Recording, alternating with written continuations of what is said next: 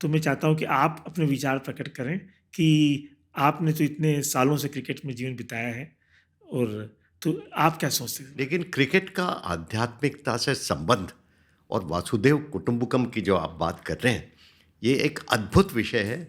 और इस पर मैं जानता हूँ क्रिकेट के जितने भी जानकार हैं या क्रिकेट पर बात करने वाले जितने भी जिज्ञासु हैं, भारत में ही नहीं विदेशों में भी, उनको ये नए विषय के बारे में गहराई से जानकर बड़ी खुशी होगी।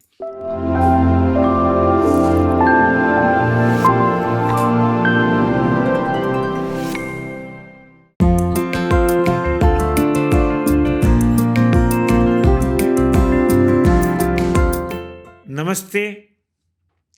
आज मेरे समक्ष सुशील दोषी जी, जो भारत सरकार द्वारा पद्मश्री से सम्मानित हैं और हिंदी कमेंट्री जगत में जनक के रूप में पहचाने जाते हैं, क्योंकि आपने अपने जीवन के 50 साल से ऊपर हिंदी कमेंट्री के अंदर समय व्यतीत किया है और आज भी हम सब लोग उनकी कमेंट्री सुन के गौरव महसूस करते हैं। आज की चर्चा सुशील भाई, जो भारत सरकार ने G20 जो होस्ट किया था और जो हमारा सनातन भाव है, उसी के ऊपर थीम रखी थी, वन अर्थ वन फैमिली वसुदेव कुटुंबकम। और साथ में ये भी कहा कि भाई यदि हम सब लोग एक ही विचारधारा से अग्रसर होंगे तो क्यों ना हम एक ही फ्यूचर का निर्माण करें। उसमें विचार विमर्श उन्होंने किया। ये जो भाव है, मुझे ऐसा लगता है सुशील भाई कि ये जो भाव है, हम यदि एक ही सत्ता से, जो कि हमारा सनातन फिलॉसफी है कि हम एक ही सत्ता से हमारी उत्पत्ति हुई है, एक ही पृथ्वी लोक ब्रह्मांड में हम रहते हैं, तो हम एक ही परिवार के हैं। और ये यदि भाव है तो क्रिकेट के अंदर भी जो हम 11 प्लेयर्स खेलते हैं, वो भी यदि एक टीम वर्क का काम रखें, वो भी इस भाव को जीवन में अपनाएं, तो मुझे ऐसा लगता है कि ये भाव क्रिकेट के अंदर भी लागू होता है। तो मैं चाहता हूं कि आप अपने विचार प्रकट करें कि आपने तो इतने सालों से क्रिकेट में जीवन बिताया है और तो आप क्या सोचते हैं इस बारे में? बहुत धन्यवाद एक तो सबसे पहले आपको कि आपने एक ऐसी विषय वस्तु उठाई है जो साधारणतया लोग जिस पर चर्चा नहीं करते। लोग बात करते हैं कि विराट कोहली ने कितने रन बनाए, सुनील गावस्कर ने कितने शतक लगाए, आज दुनिया का सबसे तेज़ गेंदबाज कौन है, तरह तरह की बातें होती है। लेकिन क्रिकेट का आध्यात्मिकता से संबंध और वासुदेव कुटुंबकम की जो आप बात कर रहे हैं, ये एक अद्भुत विषय है। और इस पर मैं जानता हूँ क्रिकेट के जितने भी जानकार हैं या क्रिकेट पर बात करने वाले जितने भी जिज्ञासु हैं, भारत में ही नहीं विदेशों में भी, उनको ये नए विषय के बारे में गहराई से जानकर बड़ी खुशी होगी। आपने एक तरह से ये ज्ञान का और नई जिज्ञासा का पिटारा लोगों के सामने खोल दिया है, तो ये बहुत अच्छी बात है। मैं खुद भी इस पर विचार करके बात करना चाहता हूँ। और देखिए, मैं सोचता हूँ कि जैसे जब हडल बनाते हैं ना खिलाड़ी, आपने देखा होगा मैच शुरू होता है, हडल बनाते हैं, सब एक दूसरे के कंधे पर हाथ रखते हैं, तो लोग पूछते हैं ये बात क्या करते हैं।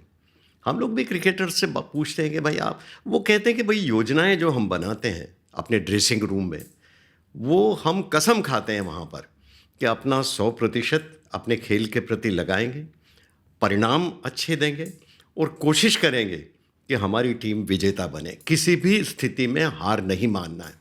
तो इसमें बहुत सारी आध्यात्मिक बातें जो आप कह रहे हैं ना, एक बात तो ये है कि आप एकाग्रता बरतते हैं, आप साहस बरतते हैं, आप 11 खिलाड़ी मिलकर एक महान टीम बनने की कल्पना करते हैं। देखिए, कई बार मैं कहता हूँ कि 11 मामूली खिलाड़ी मिलकर भी एक महान टीम की रचना कर सकते हैं, और कई बार 11 महान खिलाड़ी मिलकर भी एक मामूली टीम बना देते हैं, क्योंकि ये टीम का खेल है। वैसे देश जो होता है या दुनिया जो है, ये टीम वर्क का खेल है। लोग मिलकर इस दुनिया को सुंदर बना सकते हैं, इस दुनिया को रहने योग्य बना सकते हैं, इस दुनिया को स्वर्ग की तरह बना सकते हैं। तो एक धरा और एक जो आप बात कर रहे हैं वसुधैव कुटुंबकम की, एक धरा, एक तरह का परिवार, सारी दुनिया एक परिवार, ये कल्पना इतनी अद्भुत है और ये कल्पना भारत से उपजी है। हमें इस बात की खुशी है और दुनिया इसीलिए तो मान रही है, भारत की तरफ देख रही है कि भारत में वो आध्यात्मिक ताकत है जो दुनिया में खुशियाँ परोस सकती है, जो दुनिया में आनंद की बहारें ला सकती हैं। और दुनिया में जितना तनाव है आज, देखिए आगे बढ़ने का, प्रतिस्पर्धा इतनी कड़ी है, हथियारों की दौड़ लगी हुई है, विकास के नाम पर कितना ही विकास हो रहा है, जंगल कट रहे हैं और बारिश बेतरतीब हो रही है, कहीं ज़्यादा कहीं कम, कहीं बाढ़ आ रही है, कहीं गर्मी हो रही है, तरह तरह के प्रकोप जो हाजिर हो रहे हैं, उन सब से बचकर अगर एक वसुधा को पवित्र वसुधा माने और एक पवित्र धरा माने तो और एक परिवार की तरह रहें और सब लोगों के हित में कार्य करें, और क्रिकेट से बढ़िया इसमें कोई चीज़ नहीं। देखिए आप जो बात कर रहे हैं ना, क्रिकेट में जब हम देखते हैं कि क्रिकेट ज़िंदगी जीने का एक तरीका है। क्रिकेट में क्या होता है, जैसे ज़िंदगी में उतार चढ़ाव होते हैं, कभी हम धन प्राप्त कर लेते हैं, कभी धन खो देते हैं, हम दुखी होते हैं, कभी सुखी होते हैं। क्रिकेट में भी वैसी ही परिस्थितियाँ आती हैं, कभी आप असफल होते हैं, कभी कामयाब होते हैं, कामयाब होते हैं तो प्रसन्न होते हैं, जब नाकामयाब होते हैं तो फिर से उठने का साहस जुटाने की कोशिश करते हैं। तो ये जो बात है ना, क्रिकेट में वो तमाम तत्व हैं जो मानव के साहस की मिसालें पैदा करता है। क्रिकेट में एकाग्रता है, क्रिकेट में साहस है, क्रिकेट में तकनीक है, क्रिकेट में विज्ञान है। और मैं हमेशा कहा करता हूँ कि जहाँ विज्ञान और कला जब मिल जाते हैं ना, तो फिर अद्भुत चीज़ों की रचना होती है। आज दिक्कत ये है कि विज्ञान कला से अलग जा रहा और कला विज्ञान से अलग जा रही। हम देखते हैं विज्ञान कला रहित हो रहा है और कला वैज्ञानिक तरीके से अवैज्ञानिक हो रही है। तो ये जो कारण है, ये जब तक इन दोनों का समन्वय नहीं होगा, इस धरा पर खुशियाँ नहीं आएगी। और क्रिकेट से बढ़िया कोई उदाहरण नहीं। देखिए आप पहली पारी में 100 रन पर आउट हो जाते हैं, फिर भी आपको उभरने का मौका है। टेस्ट मैच में हम देखते हैं 2 पारियां होती है, आपके पास फिर मौका रहता है, फिर से फाइट बैक करके आप फिर से आ सकते हैं और दिखा सकते हैं कि आप में काबिलियत है। तो मनुष्य की तमाम श्रेष्ठ भावनाएं जो होती हैं वो क्रिकेट में निकल कर आती हैं। और हम आध्यात्मिक दृष्टि से देखें तो क्रिकेट एक ऐसा खेल है जो दुनिया को एकजुट कराता है, क्योंकि टीम वर्क खेल ही ऐसा है कि जो अकेला चना क्या बाहर फोड़ सकता है, हम कहते हैं ना, वैसे 11 खिलाड़ी मिलकर कुछ ऐसा अद्भुत कर सकते हैं कि भले ही टीम की तरह लगता नहीं हो कि आप बहुत ताकतवर हैं, लेकिन जब 11 खिलाड़ी मिल जाते हैं तो फिर बात बदल जाती है और आप ऐसे आश्चर्यजनक परिणाम प्राप्त कर सकते हैं जो कोई सोच भी नहीं सकता। मैं भी ये मानता हूँ कि जो सबसे बड़ी देन जो क्रिकेट में 11 खिलाड़ी की जो टीम होती है और वो सब मिलके उद्देश्य बनाते हैं कि हम सर्वश्रेष्ठ खेलेंगे, और सर्वश्रेष्ठ जब खेलेंगे और अपना प्रयत्न के साथ, निष्ठा के साथ, 100% एफर्ट के साथ में, एकाग्रता के साथ में, तो स्वाभाविक है कि उनकी जीत सुनिश्चित होना चाहिए। हमारे जगत में भी जो हम कॉर्पोरेट वर्ल्ड में जब देखते हैं तो हम लोग भी उनको, अपने एम्प्लॉयज़ को कहते हैं कि भाई तुम टीम वर्क करके काम करो, ये तुमको अच्छा आउटपुट लाना है, अच्छे रिजल्ट लाना है, तो टीम का एकाग्रता से जुट के यदि वो काम करेंगे तो उनके रिजल्ट अच्छे आएंगे। किसी ने मुझे समझाया था कि भाई जैसे 5 अंगुलियां होती हैं, एक अंगुली का कोई ज़्यादा महत्व नहीं हो सकता है, पर पांचों मिलके एक साथ हो जाएं तो मुक्का बन जाता है वो, और वो किसी को भी मारो या कहीं भी उपयोग करो तो उसके रिजल्ट अच्छे आते हैं। तो ये जो आपने एकाग्रता के हिसाब से और टीम वर्क के हिसाब से जो बतलाया है, मैं भी ऐसा मानता हूँ कि जो आपने जो इसका विश्लेषण करके समझाया है, हम सब लोग के लिए बहुत उपयोगी हुआ। दिनेश भाई, आपने एक बहुत अच्छी बात की यहाँ पर कि कॉरपोरेट वर्ल्ड, जहाँ के आप नेतृत्व भी करते हैं अपने उद्योगों में, सोया में आप क्रांति के जनक कहे जाते हैं, आपका परिवार और बड़ा काम है इस विषय में। तो नेतृत्व की क्षमता जो क्रिकेट में भी हम देखते हैं, महेंद्र सिंह धोनी को लोग क्यों याद करते हैं, डॉन ब्रैडमैन को क्यों याद करते हैं, रिची बेनॉ की कप्तानी को क्यों याद करते हैं? क्योंकि कप्तान के रूप में उनमें ऐसी नेतृत्व की कला थी कि अपनी टीम के प्रत्येक खिलाड़ी से वो अपना सर्वश्रेष्ठ निकलवाने में सफल होते थे। उसी तरह से आप अपने कॉरपोरेट विश्व में जो भी आपने काम किया है, अपने लोगों से आपने सर्वश्रेष्ठ काम निकालने की कोशिश की। तो क्रिकेट उद्योग, क्रिकेट का ज़िंदगी से एक तरह से इतना बड़ा नाता है कि आप उसको कॉरपोरेट वर्ल्ड से भी जोड़ सकते हैं, आप उसको ज़िंदगी से तो जोड़ते ही हैं, और साथ ही आप इसको आध्यात्मिकता से भी जोड़ सकते हैं, क्योंकि इसमें वो तमाम तत्व रहते हैं जो आध्यात्मिकता में हम जिनके बारे में बातें करते हैं। अब जैसे हम बातें करते हैं एकाग्रता की, हम बातें करते हैं एकजुट होने की, हम बातें करते हैं कि विपरीत परिस्थितियों में हार न मानने की, आप बातें करते हैं जिद करने की कि भाई जिद से हम आगे बढ़ना ही है, और हम बातें करते हैं कि राख के ढेर में से भी उभर कर फिर वापस आकर दिखाना है दुनिया को कि हम में वो बात है जिसके लिए हमें दुनिया निरस्त करती है, लेकिन हम निरस्त नहीं हैं। हम आज भी आगे बढ़कर दिखा सकते हैं कि हम में वो काबिलियत है। ये मनुष्य की अंदर की जितनी क्षमता हैं उसको वापस लाने का काम, ये बड़ा आध्यात्मिक काम है, और क्रिकेट में इन तमाम चीज़ों के दर्शन होते हैं। नहीं, ये बिल्कुल ठीक कहा आपने। मेरा भी ये खुद का अनुभव रहा है कि हम यदि सनातन वैल्यूज़ को अपने जीवन में अपनाते हैं तो हम उस एनर्जी लेवल पे जाते हैं जहाँ कि हमारा परफॉर्मेंस एक्सेल करता है, और वही आध्यात्म की उपलब्धि है। तो सनातन के बारे में जो चर्चा करके हम आज की आने वाली पीढ़ी को, यूथ एंड यंगर जनरेशन को हम ये समझाना चाहते हैं कि भाई ये चीज़ कोई तुम्हारे लिए उपयोगी है, ये कोई तुम्हारे लिए परेशानी का नहीं है।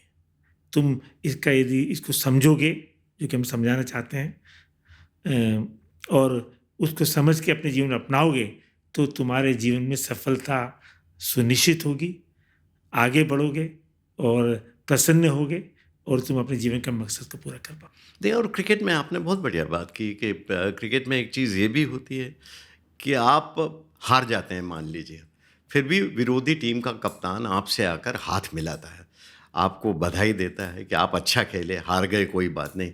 ये खेलों में ही होता है। देखिए, बड़ी आध्यात्मिक बात है। और जो पराजित होता है वो भी सोचता है कि चलो खेला तो मैंने, अपने आप प्रतिस्पर्धा तो कड़ी की, कोशिश मैंने पूरी की, पराजित हो गए कोई बात नहीं, 2 टीमें खेल रही हैं तो एक टीम पराजित होती है, इस भावना के साथ और आगे फिर से बढ़कर कि कैसे फिर से विजय प्राप्त करना, इसकी प्रेरणा लेकर वो अगले मैच में जाता है। इसीलिए हम देखते हैं कि कई बार, जैसे हम कल एशियाड के देख रहे थे, चीन 2-0 से पीछे था बैडमिंटन में, तो लेकिन बाद में तीनों गेम जीत गया।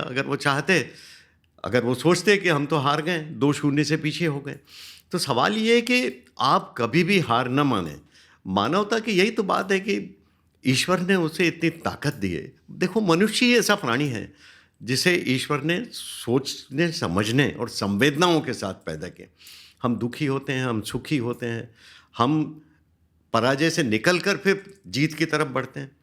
कभी कहते हैं ना कि फर्श से अर्श तक पहुँचते हैं। ये तमाम चीज़ें जो होती हैं, ये मनुष्य में ये ईश्वर ने दी। और ईश्वर, इसीलिए मैं कहता हूँ कि मनुष्य जो है ईश्वर की सर्वश्रेष्ठ कृति है, और अगर हमने उस ईश्वर का सम्मान करना है तो अपना सर्वश्रेष्ठ प्रदर्शन करना है। और आपने जो बात की ना कि आध्यात्मिकता की, और क्रिकेट में, तो क्रिकेट वो खेल है जो आध्यात्मिकता के साथ खिलाड़ी को अपना सर्वश्रेष्ठ प्रदर्शित करने की प्रेरणा देता है, और उससे सीखकर कितने ही बच्चे आगे बढ़ते हैं, उनका नाम लेकर आगे बढ़ते हैं कि विपरीत परिस्थितियों में वो अच्छा खेले तो हम क्यों नहीं खेल सकते हैं, या हम क्यों नहीं ज़िंदगी में आगे बढ़ सकते हैं। तो ज़िंदगी के बहुत नज़दीक है, और ये विषय बहुत ही अद्भुत है जो आपने जिस पर चर्चा कर रहे हैं। मैं समझता हूँ कि इस विषय को जितना आगे बढ़ाया जाएगा, इसके बारे में नए नए उदाहरण प्रस्तुत होंगे, नई नई बातें सामने आएंगी, और नए प्रेरणा के स्रोत खुलेंगे, और खिलाड़ियों के साथ ही जो खेल देखते हैं ना, उनके मन में भी आध्यात्मिकता जागेगी। ये बिल्कुल सत्य है। और देखिए, क्रिकेट में जब हम एक परिवार, वसुधैव कुटुंबकम, एक ही परिवार हैं, तो अभी वर्ल्ड कप का जो मैच है इंडिया पाकिस्तान का, जो 15 तारीख को अहमदाबाद में हो रहा है, पाकिस्तान और इंडिया सभी लोग जानते हैं कि विचारधाराओं में अलग हैं, एक दूसरे के प्रति स्नेह नहीं है उनका, फिर भी क्रिकेट के ऊपर एक मैच, एक ही पिच के ऊपर वो खेलेंगे। तो ये जो भावना क्रिकेट में जो अपना ली है, ये वास्तव में सराहनीय है। नहीं, और अब आपने ठीक कहा कि आप कितने भी बड़े दुश्मन हो मैदान में आप कड़े प्रतिस्पर्धी रहें, लेकिन जैसे ही मैदान से बाहर निकले आप फिर मित्र बन जाते हैं। उसने भले ही आपकी गेंदबाजी पर एक ओवर में 20 रन बना दिए हों, लेकिन जब मैदान से बाहर जाएंगे तो डिनर साथ में लेते हैं। ये जो बातें हैं ना, कि जो मित्रता, आपकी मैदानी प्रतिस्पर्धा अलग बात है, लेकिन मैदान से बाहर जाते ही आपका स्वरूप बदल जाता है, आप आध्यात्मिक हो जाते हैं, आप मित्रता में विश्वास करते हैं। ये तमाम चीज़ें क्रिकेट से आध्यात्मिकता की ओर बढ़ने में बहुत सहायक होती हैं। कई खिलाड़ियों को मालूम ही नहीं कि वो आध्यात्मिक व्यवहार कर रहे हैं, लेकिन वास्तव में वो आध्यात्मिक व्यवहार कर रहे होते हैं। ये उनको भी मालूम पड़ेगा आपके ज़रिए। मैं तो समझता हूँ आप जो विषय उठा रहे हैं ना, ये बहुत ही क्रांतिकारी विषय है, और इस विषय में आपकी चर्चा के बाद जगह जगह चर्चाएं होने लगेगी। मैं खुद भी इसकी चर्चा करता रहूँगा आगे। चलिए, धन्यवाद, धन्यवाद। ये जो मुझे अपने माता पिता के संस्कारों से, आशीर्वाद से जो सनातन वैल्यूज़ मेरे जीवन में आई, मेरे गुरुदेव ने जो मुझे सनातन के बारे में समझाया, और ये जो मैंने जीवन में अभी नया उद्देश्य लिया है कि ये सनातन मिशन को मैं घर घर जाके लोगों को समझाऊं, क्योंकि ये मेरे जीवन में बहुत उपयोगी रहा है। और क्रिकेट के बारे में जो मैं चर्चा कर रहा हूँ, मुझे लग रहा है कि ये क्रिकेट चूँकि घर घर में इसको धर्म के रूप में, घर घर में इसको लोग मान्यता के देखते हैं, तो ये सबसे सरल तरीका हो सकता है जिससे मैं अपने सनातन मिशन को लोग घर घर में पहुँचाऊँ। मैं बहुत फॉर्चुनेट हूँ कि सुशील भाई ने इसको ज्वाइन करने की, मिशन को ज्वाइन किया मेरे साथ में। वो समझा रहे हैं, और उनका जो ज्ञान है क्रिकेट के बारे में और आध्यात्म के बारे में और जीवन के बारे में, और चूँकि क्रिकेट भी वे ऑफ लाइफ है, सनातन भी वे ऑफ लाइफ है, तो उन दोनों का समन्वय करके जो हम इसको समझाना चाहते हैं, जीवन में लोग के उपयोगी हो, तो मैं समझो मेरा जीवन सार्थक हो।